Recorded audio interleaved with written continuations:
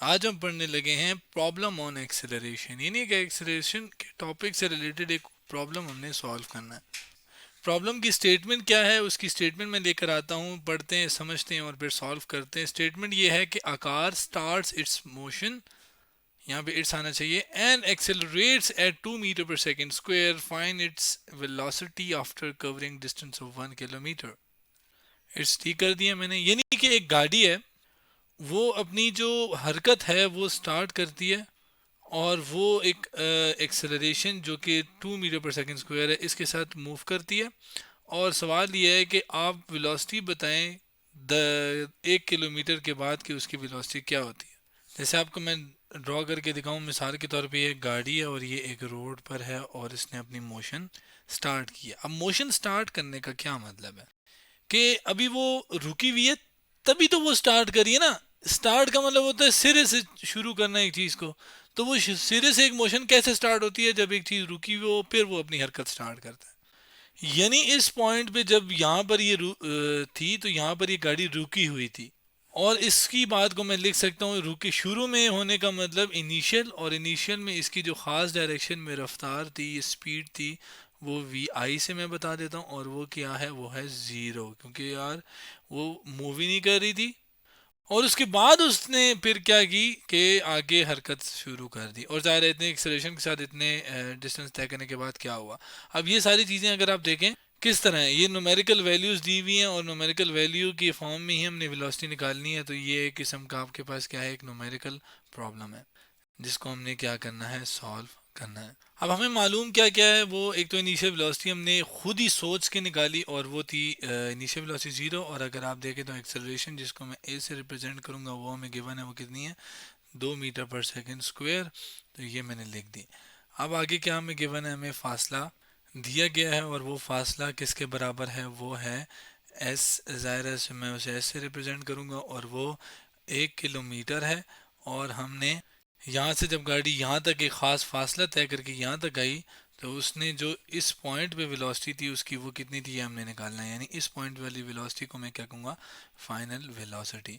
और वेलोसिटी जिसको final velocity को वी एफ से रिप्रेजेंट करूँगा और वो कितनी है, ये मैंने निकालनी है।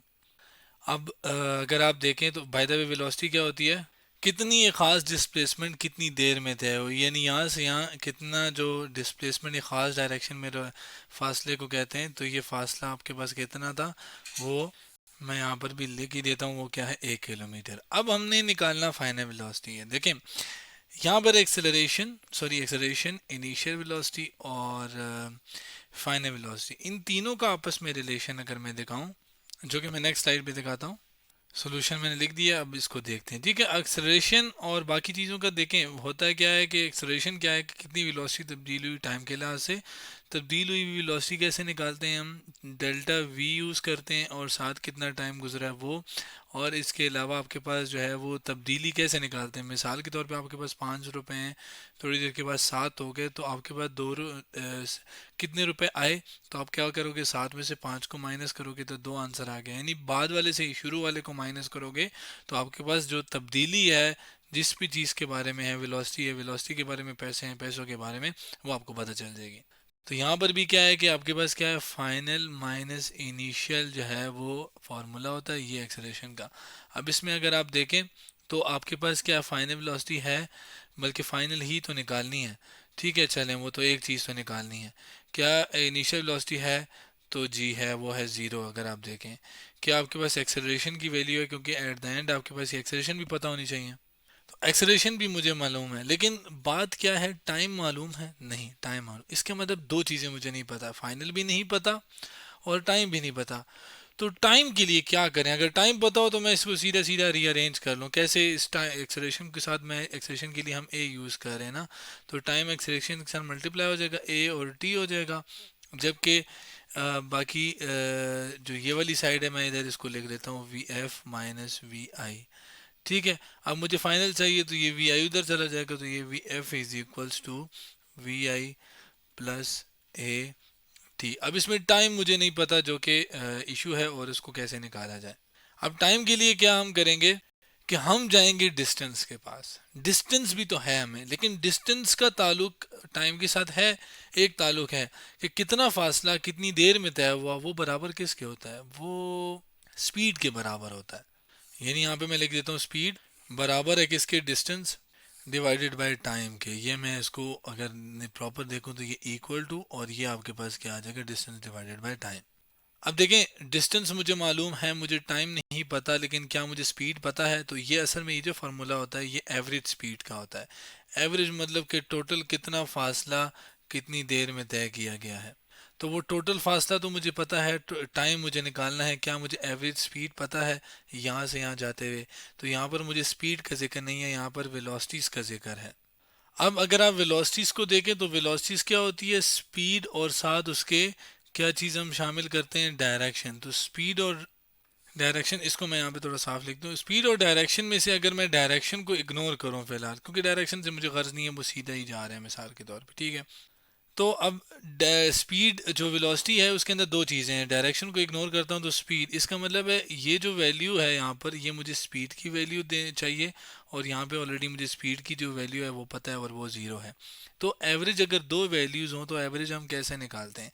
दो वैल्यूज़ का एवरेज ऐसे निकालते हैं कि एक वैल्यू जैसे 2 और 3 की एवरेज की बात करूँ तो दोनों का आप 2 से दोनों का ऐड करते हो, और दो वैल्यूज हैं तो 2 से डिवाइड करते हो, 3 होगी तो तीनों का ऐड करके 3 से डिवाइड करते हो, तब आप एवरेज निकालते हो।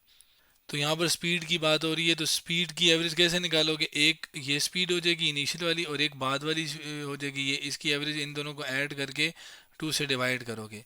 लेकिन यहाँ पर आपके पास एग्जैक्ट टाइम नहीं आएगा, लेकिन टाइम का एक फार्मूला आ जाएगा जो कि फिर उस टाइम की एक वैल्यू जो कि फाइनल वेलोसिटी की टर्म में होगी वो आप यहाँ पर डाल दोगे। कैसे, मैं आपको बताता हूँ।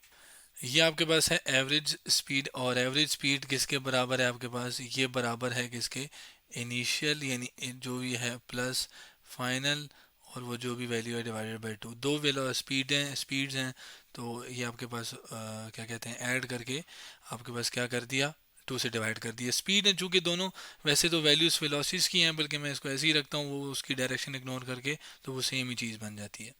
तो अब इसमें आपके पास क्या है कि इनिशियल की वैल्यू क्या है, ज़ीरो पता है, और वो है इनिशियल की वैल्यू है ज़ीरो, फाइनल की वैल्यू है वी एफ, हमें नहीं मालूम, वही तो चाहिए हमें। तो ये आपके पास ओवरऑल आंसर आ गया एवरेज वेलोसिटी का, स्पीड का सॉरी, वो है वी एफ ओवर टू। जबकि यही एवरेज स्पीड जो है ये असल में बराबर है किसके, डिस्टेंस ओवर टाइम के। डिस्टेंस क्या है, एस डिवाइडेड बाय टाइम, और ये असल में बराबर है एवरेज स्पीड के, और ये एवरेज स्पीड यहाँ पर मैं लिख देता हूँ, और वो है वी एफ ओवर भी, ठीक है। मतलब इस चीज़ के दो तरीक़ों से फार्मूले निकाले मैंने। एक है इस तरह प्रॉपर जैसे नंबर्स का एवरेज लेते हैं वो लिखा, और एक उसके फार्मूले का इस्तेमाल करके किया। अब यहाँ पे मुझे टाइम चाहिए, तो टाइम उधर लेके जाता हूँ और 2 को उधर और वी एफ को इधर डिवाइड करा लेता हूँ नेक्स्ट स्लाइड पे। यहाँ पर मैं ले आया नेक्स्ट स्लाइड पे, और मुझे अब टी चाहिए, तो टी उधर जाके डिवाइड हो गया, और उधर जो डिवाइड सॉरी मल्टीप्लाई होगा उधर जाके, तो वो मैं राइट साइड को पहले लिख रहा हूँ। और आपके पास जो है दूसरी साइड पे क्या है, इधर क्या रहा है, ये उधर है, तो ये वाली साइड पे क्या है कि एस ऑलरेडी है, 2 इधर डिवाइड हो रहा है, उधर जाके मल्टीप्लाई होगा, तो ये 2 के साथ एस के साथ 2 आ जाएगा। वी एफ इधर मल्टीप्लाई हो रहा है, उधर जाके डिवाइड हो जाएगा, तो ये वी एफ नीचे आ जाएगा। अब ये मैंने क्यों किया, अब देखिएगा, एस की वैल्यू मुझे पता है 1 किलोमीटर है, और 1 किलोमीटर को जो कि मैं आपको ऊपर दिखा देता हूँ, 1 किलोमीटर ये है। 1 किलोमीटर के अंदर कितने मीटर होते हैं, 1000। सारा कुछ स्टैंडर्ड यूनिट में है तो इसको भी कर लेते हैं, मीटर स्टैंडर्ड यूनिट है तो उसमें भी कन्वर्ट कर लिया। तो यानी डिस्टेंस मेरे पास कितना हो गया, 1000। तो ये 1000 मेरा यहाँ पे आ गया, नीचे क्या है वी एफ। तो ये क्या आ जाएगा आपके पास, वैल्यू क्या आ जाएगी हमारे पास, 2000 डिवाइडेड बाई वी एफ। अब इसका फ़ायदा क्या होगा मुझे, मतलब मैंने ये सारी जो चीज़ें हैं ये क्यों की। अब टाइम की वैल्यू आ गई, टाइम की वैल्यू मैंने किस में डालनी है, इस इक्वेशन में डालनी है। इस इक्वेशन में क्यों डालनी है, अब आप ये देखिएगा। अब हमारे पास जब टाइम की वैल्यू इस इक्वेशन में आएगी तो देखें वी एफ की वैल्यू एज इट इज़ आ जाएगी, और टाइम इनिशियल वेलोसिटी मुझे पता है कि वो है zero, multiply by acceleration. Acceleration की वैल्यू मुझे मालूम है वो किधर है, ये रही 2 मीटर पर सेकेंड स्क्वायर। तो वो मैंने यहाँ पे 2 डाल दी। टाइम की जगह मैं क्या करूँगा, अब ये वाली वैल्यू डालूंगा, 2000 आपके पास आ जाएगा डिवाइडेड बाय वी एफ, ठीक है, 2000 डिवाइडेड बाय वी एफ। अब देखें मेरे पास सिर्फ इस पूरे इक्वेशन के अंदर सिर्फ वी एफ एक ऐसी चीज़ है जो रहेगी, है बाकी जो है आसान है। अब देखें यहाँ पर आपके पास क्या है कि वी एफ इधर डिवाइड हो रहा है, उधर जाके मल्टीप्लाई हो जाएगा, तो ये वी एफ स्क्वायर हो जाएगा, जबकि इक्वल टू ये टू टू ज़ार फोर हो जाएगा, 4000 आपके पास वैल्यू आ जाएगी। ठीक है, क्योंकि तीन जीरोस हैं तो ये आपके पास एक क्योंकि ये जीरो प्लस दिस सिर्फ ही रह जाएगा, मिसाल मतलब जीरो प्लस दिस, यहाँ से मैं इसको उठा दूँ, अब ये इधर डिवाइड हो रहा है, उधर जाके मल्टीप्लाई, टू टू ज़ा फोर और ये 4000 आ गया। अब मुझे सिर्फ वी एफ चाहिए तो मैं इसको अंडर रूट ले लेता हूँ, यहाँ पर ये अंडर रूट इधर भी ले लेता हूँ और ज़ाहिर है दूसरी साइड पे भी मुझे लेना पड़ेगा, तो ये मैं अंडर रूट इधर ले लेता हूँ। यहाँ से ये कैंसिल होगा तो आपके पास क्या आ जाएगा, V F is equals to, आपके पास इसका अंडर रूट लेंगे, कैलकुलेटर है, ये 4000 है, 4000 का हम अंडर रूट लेते हैं, किधर है ये अंडर रूट है, तो इसको क्लिक करेंगे तो ये आंसर है 63.24। 5 है आगे तो वो 5 की वजह से 4 के साथ एक ऐड कर लेंगे जो कि 63.25 हो जाएगा, तो ये आपके पास आएगा 63.25 मीटर पर सेकेंड। अब यहाँ पे जब भी आप याद रखिएगा अंडर रूट हम लेते हैं तो अंडर रूट के साथ प्लस माइनस दो वैल्यूज आती हैं, क्यों, क्योंकि प्लस इसका स्केयर भी वही आंसर आएगा और माइनस इसका स्केयर भी वही आंसर आएगा जो ये 4000 है। लेकिन यहाँ पर हम सिर्फ प्लस को लेंगे, क्यों, इसकी आपको मैं दो इंपॉर्टेंट चीज़ें बताता हूँ। देखिए नेगेटिव हम लेंगे तो नेगेटिव पहले तो स्पीड के साथ हम स्पीड निकालना चाह रहे हैं, तो स्पीड नेगेटिव होने का कोई मतलब नहीं होता, वेलोसिटी नेगेटिव होने का मतलब ये होता है कि वेलोसिटी की डायरेक्शन ऑपोजिट है या मुख्तलिफ ऑपोजिट डायरेक्शन में। लेकिन यहाँ पर ऑपोजिट डायरेक्शन में क्या होगी कि मिसाल के तौर पर गाड़ी इस तरफ जाने की बजाय उस तरफ जाएगी, ठीक है, लेकिन अगर हम, तो वो बात तो अजीब सी है थोड़ी, इस तरफ जाए उस तरफ जाए। अब अगर आप देखें तो एक्सेलरेशन क्या है, वो पॉजिटिव है, पॉजिटिव का मतलब स्पीड जो है वो बढ़ रही है, तो स्पीड बढ़ने का मतलब क्या है कि शुरू में ज़ीरो थी तो बढ़ने का मतलब क्या है कि अब वो कोई ना कोई मैक्सिमम या पॉजिटिव वैल्यू आएगी, और वो वैल्यू हमारे पास क्या है 63.25, यानी वो ज़ीरो से स्टार्ट होकर इतनी वेलोसिटी के साथ जाएगी तो वो इतनी एक्सेलरेशन में इतना 1 किलोमीटर का फासला तय कर लेगी। तो ये एक थोड़ा सा कॉम्प्लिकेटेड था।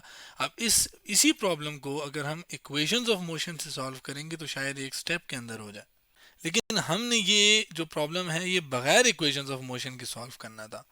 तो इस वजह से असल में इक्वेशंस ऑफ मोशन क्या करती हैं, इन सब चीज़ों initial velocity, acceleration, distance, final, इन सब के दरमियान कुछ रिलेशंस देती हैं, उन रिलेशंस का इस्तेमाल करके हम अगर हम करते तो हम एक स्टेप में कर सकते थे।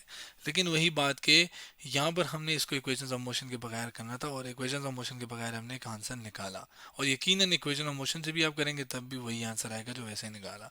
तो आज हमने क्या किया कि प्रॉब्लम ऑन एक्सेलरेशन के बारे में बात की और सोल्यूशन सॉरी एक प्रॉब्लम को सॉल्व किया।